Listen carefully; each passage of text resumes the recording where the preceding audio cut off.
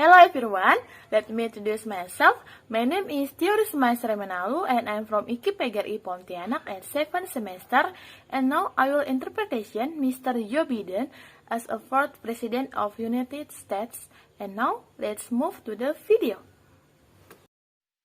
My fellow Americans, the war in Afghanistan is now over. I'm the fourth president who has faced the issue of whether and when to end this war. Rekan-rekan Amerika saya, perang di Afghanistan sekarang telah berakhir. Saya presiden keempat yang menghadapi masalah apakah dan kapan harus mengakhiri perang ini. When I was running for president, I made a commitment to the American people that I would end this war. Today, I've honored that commitment. It was time to be honest with the American people again. Ketika saya mencalonkan diri sebagai presiden, saya membuat komitmen kepada rakyat Amerika bahwa saya akan mengakhiri perang ini. Hari ini saya menghormati komitmen itu. Sudah waktunya untuk jujur dengan rakyat Amerika lagi. We no longer had a clear purpose in an open-ended mission in Afghanistan. After 20 years of war in Afghanistan, I refuse to send another generation of America's sons and daughters to fight a war that should have ended long ago. Kami tidak lagi memiliki tujuan yang jelas dalam misi terbuka di Afghanistan. Setelah 20 tahun perang di Afghanistan, saya menolak mengirim generasi putra dan putri Amerika lainnya untuk berperang yang seharusnya sudah lama berakhir. After more than $2 trillion spent in Afghanistan, the cost that researchers at Brown University estimated would be over $300 million a day for 20 years in Afghanistan, for 2 decades. Yes. The American people should hear this. $300 million a day for 2 decades. You take the number of 1 trillion, as many say. That's still $150 million a day for 2 decades. What have we lost as a consequence in terms of opportunities? Setelah lebih dari 2 triliun US dollar dihabiskan di Afghanistan, biaya yang dikeluarkan para peneliti Brown University diperkirakan lebih dari 300 juta US dollar per hari selama 20 tahun di Afghanistan, selama 2 dekade. Ya, rakyat Amerika harus mendengar ini. 300 juta US dollar per hari selama 2 dekade. Anda mengambil jumlah 1 triliun, seperti yang dikatakan banyak orang. Itu masih 150 juta US dollar per hari selama 2 dekade. Apa yang kita telah kehilangan sebagai konsekuensi dalam hal peluang? I refuse to continue a war that was no longer in the service of the vital national interest of our people.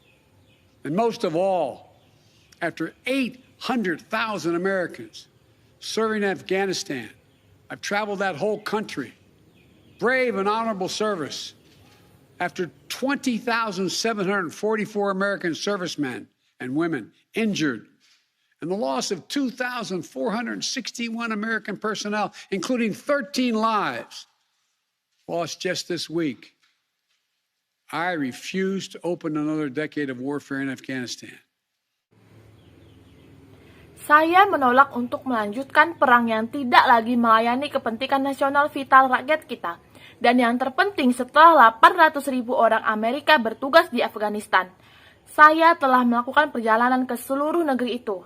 Layanan yang berani dan terhormat setelah 20.744 prajurit Amerika dan wanita terluka dan hilangnya 2.461 personel Amerika, termasuk 13 nyawa yang hilang minggu ini. Saya menolak untuk membuka perang 1 dekade lagi di Afghanistan. We've been a nation too long at war. If you're 20 years old today, you've never known an America at peace. So when I hear that we could have, should have continued the so-called low-grade effort in Afghanistan at low risk to our service members, at low cost, I don't think enough people understand how much we have asked of the 1% of this country who put that uniform on, willing to put their lives on the line in defense of our nation. Maybe it's because my deceased son, Bo, served in Iraq for a full year. Before that, well, maybe it's because of what I've seen over the years as senator, vice president, and president traveling these countries. Kita sudah terlalu lama menjadi bangsa yang berperang. Jika Anda berusia 20 tahun hari ini, Anda belum pernah mengenal Amerika yang damai. Jadi, ketika saya mendengar bahwa kami dapat seharusnya melanjutkan apa yang disebut upaya tingkat rendah di Afghanistan dengan resiko rendah kepada anggota layanan kami. Dengan biaya rendah, saya tidak berpikir cukup banyak orang yang mengerti betapa kami telah meminta 1% dari negara ini yang mengenakan seragam itu, bersedia mempertaruhkan nyawanya untuk membela bangsa kita. Mungkin karena mendiang putra saya, Bo, bertugas di Irak selama setahun penuh sebelum itu.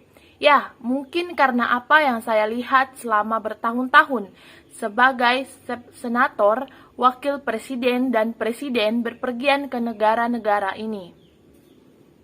A lot of our veterans and their families have gone through hell. Deployment after deployment. Months and years away from their families. Missed birthdays,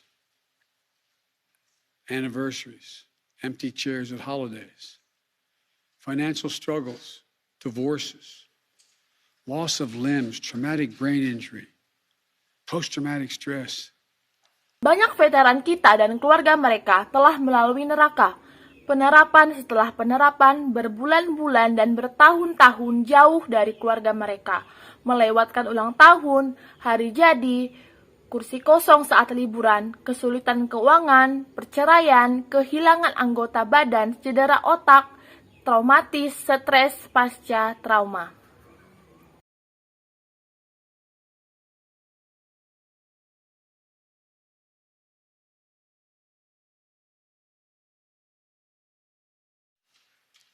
We see it in the struggles many have when they come home. We see it in the strain on their families and caregivers. We see it in the strain on their families when they're not there. We see it in the grief borne by their survivors. The cost of war they will carry with them their whole lives.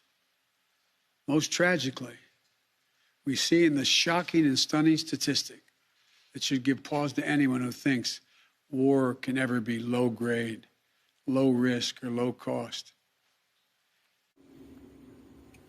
Kami melihatnya dalam perjuangan yang dialami banyak orang saat mereka pulang. Kami melihatnya dalam tekanan pada keluarga dan pengasuh mereka. Kami melihatnya dalam ketegangan pada keluarga mereka ketika mereka tidak ada di sana. Kami melihatnya dalam kesedihan yang ditanggung oleh para penyintas mereka, biaya perang yang akan mereka bawa sepanjang hidup mereka. Yang paling tragis, kita melihat dalam statistik yang mengejutkan dan menakjubkan, yang seharusnya memberi jeda bagi siapa saja yang berpikir bahwa perang dapat menjadi tingkat rendah, resiko rendah, atau biaya rendah.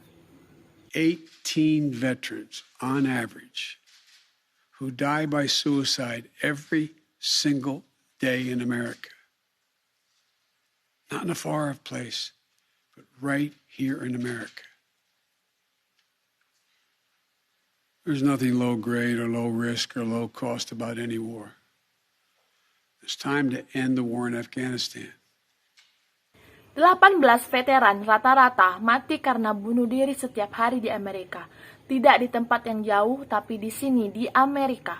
Tidak ada kelas rendah atau risiko rendah atau biaya rendah tentang perang apapun. Saatnya untuk mengakhiri perang di Afghanistan. As we close 20 years of war and strife and pain and sacrifice, it's time to look at the future, not the past. To a future that's safer. To a future that's more secure, to a future that honors those who served and all those who gave what President Lincoln called their last full measure of devotion.